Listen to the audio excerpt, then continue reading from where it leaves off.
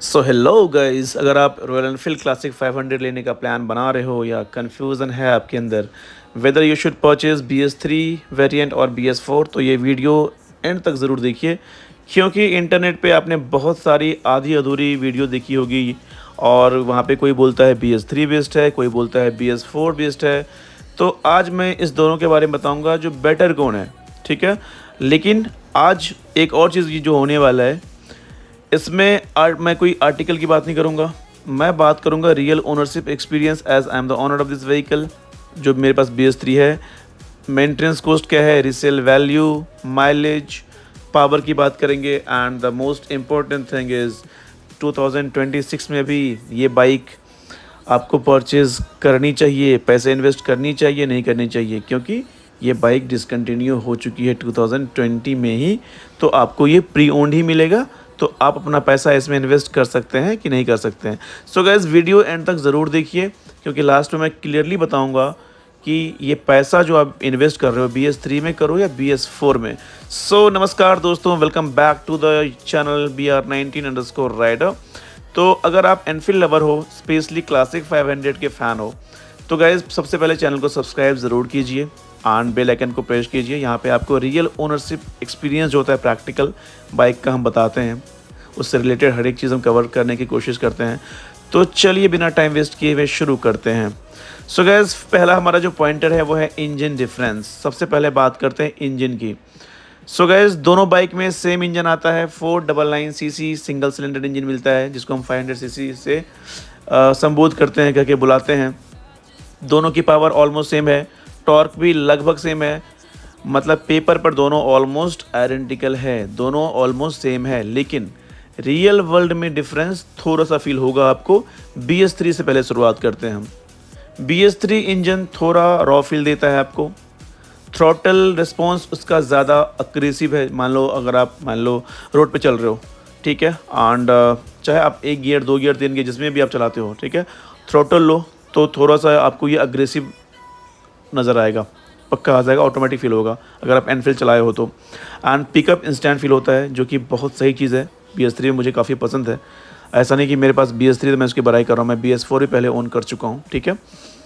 And दूसरी बात, exhaust note भी आपको BS4 के कंपेयर में इसका थोड़ा हेवी है। ओरिजिनल की बात कर रहा हूँ मैं, ओरिजिनल एग्जॉस्ट में इसका आपको थोड़ा डुक डुक साउंड का एक फील होता है, जो ओरिजिनल में आपको देखने नहीं मिलेगा और सब वेरिएंट में, ठीक है।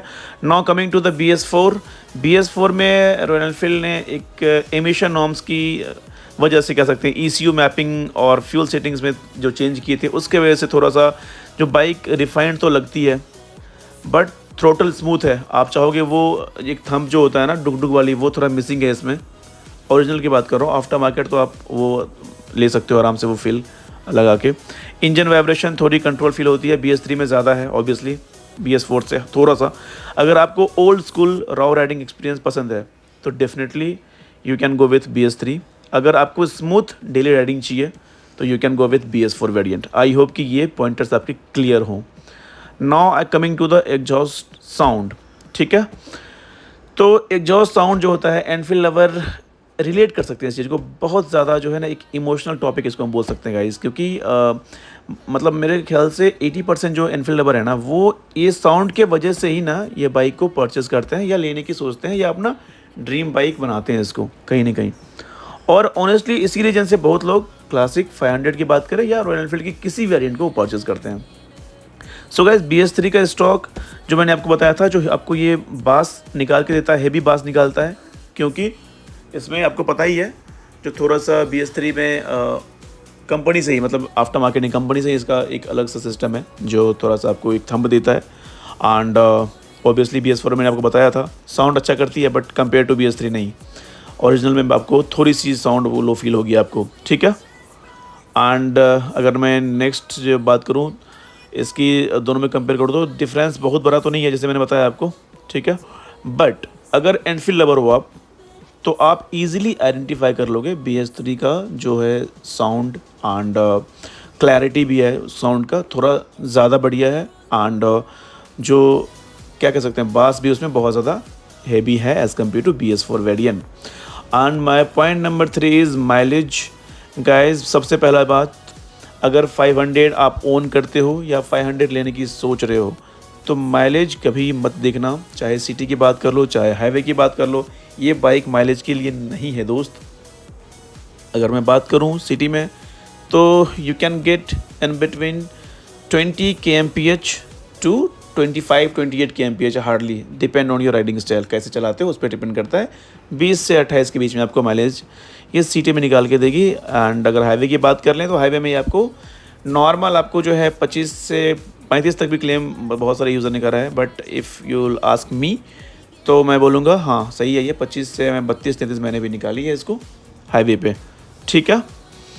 एंड BS4 कभी कभी आपको जो है हो सकता है 1 से 2-3 किलोमीटर ज़्यादा आपका जो है माइलेज दे दे, क्योंकि थोड़ा डिफाइन करके आई है, लेट से भी आई है BS3 से, तो वो आपको बेनिफिट मिल सकता है, ठीक है। लेकिन अगर कोई सिर्फ माइलेज के लिए 500 परचेज़ करना चाह रहा है तो वो बाइक जो है गलत चूज़ करने जा रहा है, वो भी 2026 में। ये बाइक एक इमोशंस है, एक लीजेसी मेंटेन करता है और एक इसका अलग क्रेज़ है, एक अलग थंब आपको प्रोवाइड करता है। तो गाइज़ ये बाइक माइलेज के लिए कोई परचेज़ नहीं करता। अगर आपके दिमाग में ऐसा कुछ चल रहा है तो इस बाइक को इग्नोर करके चल सकते हैं आप। Now coming to the fourth point, maintenance cost, जो आपके पॉकेट से रिलेटेड है। आपकी सैलरी, आपका कमाई, आपकी अर्निंग, वो सब डिसाइड करेगी whether you should purchase this vehicle और नॉट। सो गाइज ये वो चीज़ है जहां लोग सबसे ज़्यादा कंफ्यूज होते हैं। BS3 और BS4 दोनों का regular service almost same cost है, कोई चेंजिंग नहीं है एज़ पर मी, लेकिन एज मैटर करती है। BS3 बाइक्स जनरली ओल्डर हैं ऑब्वियसली, क्योंकि वो BS4 से पहले आई थी। BS4 जो है 2017 के मिड से स्टार्ट हुआ था एंड ये उससे पहले आती थी, ठीक है।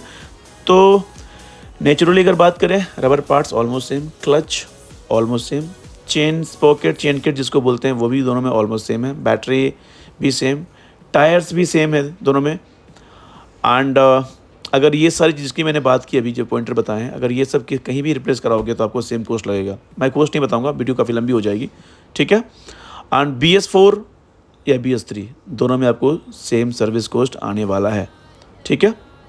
और एक और इम्पोर्टेंट बात, क्लासिक 500 का फ्यूल पम्प हेल्दी होना बहुत ज़रूरी है। और आप जब भी ये बाइक परचेज़ करने जाइए तो फ्यूल पंप किसी नॉन मैकेनिक से दिखाइए, क्योंकि फ्यूल पंप वगैरह में ना काफ़ी खर्चा हो जाता है, ठीक है। उसमें थोड़ा सा ये देखना होता है, इंजेक्टर क्लीन होना चाहिए, मेंटेनेंस में ज़्यादा ये दिखा जाता है आपको। एंड द सर्विस हिस्ट्री बहुत इंपॉर्टेंट है, चेक करना, कभी मत भूलना, इसके बिना बाइक हम परचेज़ नहीं करते हैं, ना करनी चाहिए। ओके, आई होप कि यहाँ आपको मेंटेनेंस में कोई कन्फ्यूजन नहीं है, दोनों का सेम है, एक सिंपल लैंग्वेज में समझो, जितना खर्चा उसमें इतना खर्चा इसमें, ठीक है। Now coming to the point number 5, reliability. भाई एज कह सकते हैं जो एनफील्ड अगर लेने जा रहे हो तो रिलायबिलिटी ये क्वेश्चन बनता है। लोग कहते हैं BS3 रिलायबल है, राइट, जो मैंने स्टार्टिंग आपसे बोला था, कुछ बोलता है BS4 बेटर है, but as per my opinion अभी मैं BS3 ओन कर रहा हूँ फ़िलहाल, BS4 ओन कर चुका हूँ पहले। तो बाइक की कंडीशन मॉडल ईयर से ज़्यादा इम्पोर्टेंट है, राइट। बाइक की फिर देखिए, अब बाइक की कंडीशन हमेशा मॉडल और ईयर से इंपॉर्टेंट है। अब मान लो आपको लेटेस्ट मॉडल मिल रहा है, कंडीशन बहुत सही नहीं है, तो क्या करोगे, बाइक लेके खर्च करोगे ना हमेशा। अगर BS3 ऑनर ने टाइम पर सर्विस कराई है तो वो बढ़िया चलेगी, अगर BS4 जो जिसके पास है वो सही से मेंटेन किया है तो वो सही चलेगी, राइट। तो ये चीज़ आपको मतलब देखना है बाइक को देख के, या अगर आप किसी मैकेनिक को ले जाते हो, राइट। तो गैज़ ये एक छोटा सा जो मैंने आपको डिफरेंस बताया, ठीक है। और अगर आप लोग सर्विस टाइम टू टाइम करोगे दोनों बाइक सही है।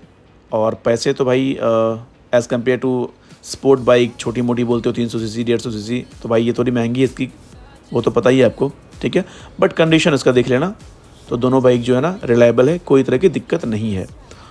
Now I am coming to the other point, buying tips में बताता हूँ थोड़ा सा। देखो इस पर डेडिकेटेड वीडियो मैं बना चुका हूँ, आप अगर चाहो तो मेरे चैनल में जाओ, जो रॉयल एनफील्ड परचेज़ करने से पहले आपको क्या क्या पॉइंटर्स देखने होते हैं। मैंने 350 के लिए ही बनाई है, 500 सीसी के लिए भी मैंने बनाई है, इवन कि एक अदर बाइक मेरे पास जो है ESD रोस्टर, मैंने उसके लिए भी एक डेडिकेटेड वीडियो बनाई है, जो बाइक लेने से पहले आप क्या कर सकते हैं, क्या क्या चेक कर सकते हैं, ठीक है।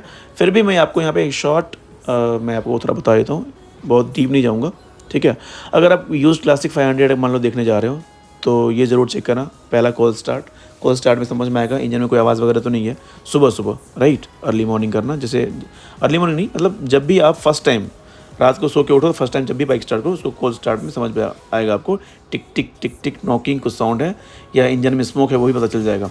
थ्रोटल लोगे, हाथ रखोगे, कपड़ा रखोगे, समझ में आ जाएगा। ऑयल लीकेज देख लेना, बहुत ज़रूरी है। फ्यूल पंप नॉइज़ तो नहीं आ रहा है वो देखना। क्लच स्लिपिंग वो चेक करना, क्लच स्लिप तो नहीं कर रहा है या क्लच हार्ड तो नहीं है। पिकअप सही दे रहा है नहीं दे रहा है वो चेक करना। Gear shifting obviously, gear box में प्रॉब्लम नहीं होना चाहिए, खर्चा बहुत आएगा। एबीएस तो इसमें है नहीं, इस पर बात नहीं करेंगे हम, क्योंकि एबीएस आपको पता है ना, इसमें आ नहीं रहा था पहले BS4 वगैरह में, राइट, BS3 वगैरह में। इंश्योरेंस चेक कर लेना, बंदा हमेशा रिन्यू कराया नहीं कराया है, कभी क्लेम लिया है तो NCB चेक कर लेना, नो क्लेम बोनस, कभी बोनस लिया है वो चेक कर लेना, ठीक है। सर्विस रिकॉर्ड मैंने आपको ऑलरेडी बता दिया है, वो ज़रूर चेक करना, नहीं तो फिर ठगाओगे बढ़िया से भाई। अगर वो लोकल में कराता होगा सर्विस तो दिक्कत हो सकती है। देखो 90% लोकल मैकेनिक बढ़िया नहीं होता, 10% बहुत बढ़िया होता है, मैं बताता हूँ। अब वो 10% से कराया हो तो फिर आप इजीली बाइक को परचेज़ कर सकते हैं। वो प्राइस भी देख लेना अपने अकॉर्डिंग, ठीक है। एंड इंजन नंबर और चेसिस नंबर हमेशा RC से मैच करना, और चेसिस देखना टेढ़ा ना हो, कहीं टूटा ना हो, कहीं वेल्डिंग ना हो, ये चीज़ बारीकी से देखना। अगर आपको समझ में नहीं आ रहा, मैकेनिक लेके जाना, ठीक है। सो गाइज, अब सबसे बड़ा क्वेश्चन 2026 में कौन सी बाइक करनी चाहिए, BS3 BS4? तो हम आपको फाइनली बता देते हैं क्या बाइक करना चाहिए। अगर बजट कम है और एक मेंटेन्ड BS3 मिल रही है, अगर 10,000 का भी डिफरेंस हो रहा है, बिना टेंशन लिए हुए, बिना कोई क्वेश्चन के आप BS3 वेरिएंट ले लो, ठीक है। और अगर मान लो एक होता है इंसान का, आजकल मार्केट में आपने सुना होगा BS4 बहुत डिमांड में है, BS4 स्टैंडर्ड बहुत डिमांड में है, BS4 की बाइक बहुत डिमांड में है। अगर आपको ये ट्रेंडिंग जो ट्रेंड चल रहा है उसको देख के लेना है तो BS4 भी आप ले सकते हो। उसमें आप 10,000 आपको थोड़ा सा ज़्यादा मतलब इन्वेस्ट करना पड़ सकता है, क्योंकि BS3 से लेटेस्ट है BS4, तो आप वहाँ पे चाहो तो वो भी कर सकते हो, बट नेगोशिएशन करना, नेगोशिएट करोगे तो पैसा आपका ही बचेगा, मेरा नहीं, ठीक है। वो आपको आइडेंटिफाई करना है, BS4 बेटर है, BS3 बेटर है, ठीक है। मैं फिर रिपीट कर रहा हूँ, मैंने बताया दोनों बाइक बहुत अच्छा है, कंडीशन बहुत अच्छा होना चाहिए, ठीक है। और अभी मेरे पास BS3 है तो मैं बोलूँगा BS3 ले लो, मैंने BS4 भी चलाई है, मैं बोलूँगा BS4 भी ले लो।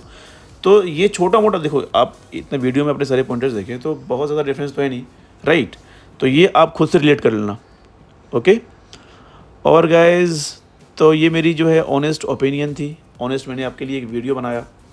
मैं काफ़ी कोशिश किया जो आपकी जो इशू है, जो आपकी कन्फ्यूज़न है, मैं यहाँ पे दूर कर दूँ। तो आई होप कि आपको BS3 BS4 वेरिएंट 500 क्लासिक में कोई कन्फ्यूज़न नहीं हुई होगी। और अगर आप क्लासिक 500 का ऑनर हो मान लो, तो अपना ऑनरशिप एक्सपीरियंस भी आप शेयर कर सकते हो कमेंट सेक्शन में, कमेंट बॉक्स में आप मुझे कमेंट कीजिए, क्योंकि आपके कमेंट से हो सकता है किसी जो बायर होंगे न्यू उनको हेल्प मिल जाएगी। क्योंकि अगर जो बंदा ओन करता है वो प्रैक्टिकल एक्सपीरियंस बता पाएगा, जैसे मैं प्रैक्टिकल जो है आपसे शेयर कर पा रहा हूँ, प्रैक्टिकल डिटेल्स मैं आपको बता पा रहा हूँ, क्योंकि मैं ओनर हूँ इस बाइक का, राइट। और BR90_राइडर जो चैनल है, प्लीज़ इसको फॉलो कर लीजिए। काफ़ी मेहनत लगता है वीडियो बनाने में गाइज़, और फॉलोइंग रिस्पांस काफ़ी कम है। अब व्यूज़ तो मुझे इंक्रीज़ हुआ है, पॉजिटिव रिस्पांस आया है, वो मुझे सही लगता है। सो गाइज़, अब नेक्स्ट वीडियो में आपसे मिलते हैं, तब तक के लिए जो है हम आपसे विदा ले रहे हैं। एंड आपके कोई और भी टॉपिक होंगे तो प्लीज़ मुझे सजेस्ट कीजिएगा, और इंस्टाग्राम पे भी रीच आउट कर लीजिएगा मुझे।